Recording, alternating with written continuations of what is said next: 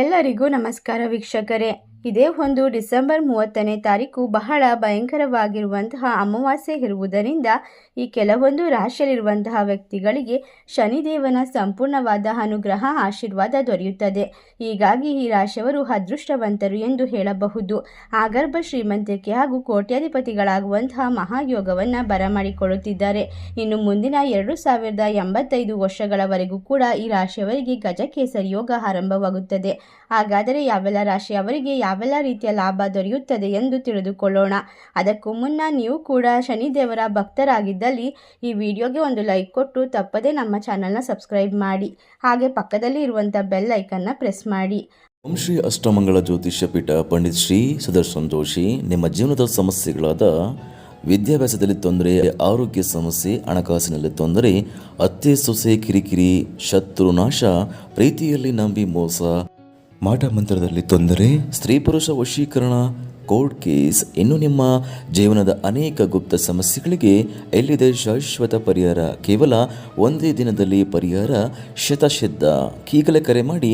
Mobile number 9591430662. ಹೌದು, ಈ ರಾಶಿಯಲ್ಲಿರುವಂತಹ ವ್ಯಕ್ತಿಗಳಿಗೆ ಇನ್ನು ಮುಂದೆ ಎಲ್ಲವೂ ಕೂಡ ಶುಭ ಕಾರ್ಯಗಳು ಜರುಗುತ್ತದೆ ಎಂದು ಹೇಳಬಹುದು.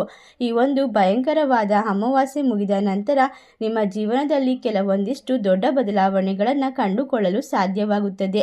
ನಿಮ್ಮ ಜೀವನದ ಬದಲಾವಣೆಯಿಂದ ನಿಮ್ಮ ಮನೆಯಲ್ಲಿ ಹಾಗೂ ಹೊರಗಡೆ ಸಮಾಜದಲ್ಲಿ ಉತ್ತಮವಾದ ಗೌರವವನ್ನು ಪಡೆದುಕೊಳ್ಳುತ್ತೀರಾ.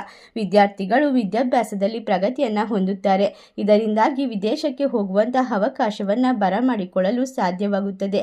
ಅದೇ ರೀತಿ ನೀವು ಪಟ್ಟಂತಹ ಪರಿಶ್ರಮಕ್ಕೆ ಉತ್ತಮವಾದ ಪ್ರತಿಫಲ ದೊರೆಯುವ ಸಾಧ್ಯತೆ ಇದ್ದು ನಿಮ್ಮ ಕಷ್ಟಗಳು ನಿವಾರಣೆಯಾಗುವ ಸಾಧ್ಯತೆ ಇದೆ.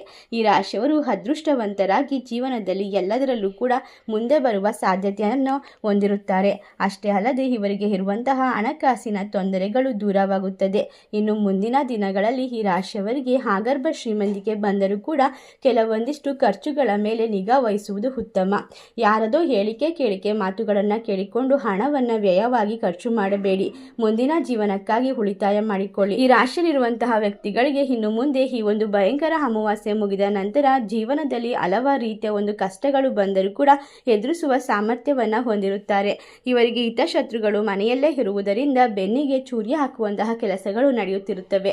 ಅದರ ಮೇಲೆ ನಿಗಾವನ್ನು ವಹಿಸಿ ನಿಮ್ಮ ಜೀವನವನ್ನು ಒಂದು ಬಲಿಷ್ಠವಾಗಿ ಕಟ್ಟಿಕೊಳ್ಳುವುದು ಉತ್ತಮ ಎಂದು ಹೇಳಿದರೆ ತಪ್ಪಾಗಲಾರದು. ಈ ರಾಶಿಯವರಿಗೆ ಹಣಕಾಸಿನ ಪರಿಸ್ಥಿತಿ ಉತ್ತಮವಾಗುತ್ತಾ ಹೋಗುತ್ತದೆ. ಸಾಲಗಳಿಂದ ನಿವಾರಣೆ ಸಿಗುತ್ತದೆ. ಇಷ್ಟೆಲ್ಲ ಲಾಭ ಹಾಗೂ ಅದೃಷ್ಟವನ್ನು ಬರಮಾಡಿಕೊಳ್ಳುವ ರಾಶಿಗಳು ಯಾವುವು ಎಂದರೆ ಮಕರ ರಾಶಿ, ಮೀನ ರಾಶಿ, ತುಲಾ ರಾಶಿ, ಕುಂಭ ರಾಶಿ, ಧನಸ್ಸು ರಾಶಿ, ವೃಶ್ಚಿಕ ರಾಶಿ. ಈ ರಾಶಿಗಳಲ್ಲಿ ನಿಮ್ಮ ರಾಶಿ ಇದ್ದರೂ ಇಲ್ಲದಿದ್ದರೂ ಭಕ್ತಿಯಿಂದ ಓಂ ಶನಿದೇವಾಯ ನಮಃ ಎಂದು ಕಮೆಂಟ್ ಮಾಡಿ. ವಿಡಿಯೋಗೆ ಒಂದು ಲೈಕ್ ಕೊಟ್ಟು ಎಲ್ಲ ಕಡೆ ಶೇರ್ ಮಾಡಿ. ಧನ್ಯವಾದಗಳು.